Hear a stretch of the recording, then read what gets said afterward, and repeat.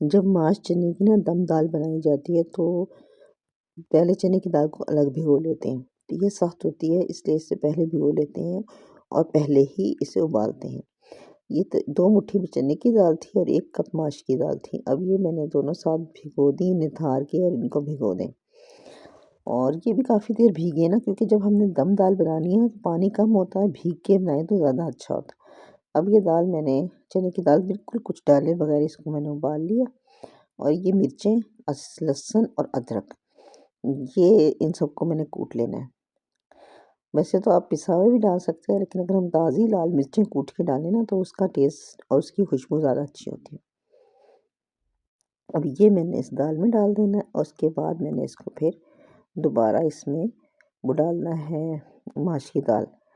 تو اتنی دیر میں نا یہ بس یہ سارا مسالہ، یہ تو اس کا یہ اور کنڈی کا بھی نا پانی ڈال کے صاف کر کے یہ بھی ڈل جائے گا، اور یہ ساتھ یہ جو بھیگی ہوئی ماش کی دال تھی نتری ہوئی، اب یہ سبلی ہوئی چنے کی دال میں ڈال دیں گے۔ چنے کی دال کو دیکھ لینا ہے کہ گلی کہ نہیں گلی۔ ماش کی دال کو فوراً پک جاتی ہے دھلی ہوئی ماش کی دال۔ پہلے جو پکاتے تھے نا وہ پکاتے تھے چھلکوں والی ماش کی دال، جو بہت دیر تک بھیگتی تھی۔ اب یہ محنت والا کام نہیں کرتے اور بازار سے ہم لے آتے ہیں دھلی دھلائی، لیکن جو ذائقہ اور جو خوشبو اور جو مزہ اس میں آتا ہے نا دھو کے بنانے میں، اس کی چھلکی خود گھر میں اتار کے، وہ اس میں نہیں آتا۔ لیکن بہرحال یہ ہم نے ڈال دی، ساتھ اس میں نمک ڈالا ہے، 1.25 کپ بنا ہے نا یہ، تو اسی حساب سے نمک ڈالنا ہے، اور اس میں پانی جو ہے نا تقریباً 1 ٹی اسپون سے تھوڑا جھٹک کے کم کر کے ہم نے نمک ڈالا۔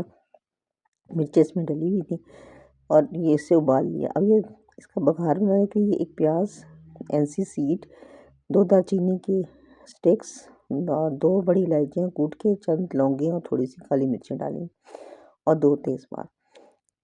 جب ہم پیاز کے ساتھ یہ گرم مسالہ ڈالیں گے نا تو اس تیل میں آ جائے گی خوشبو۔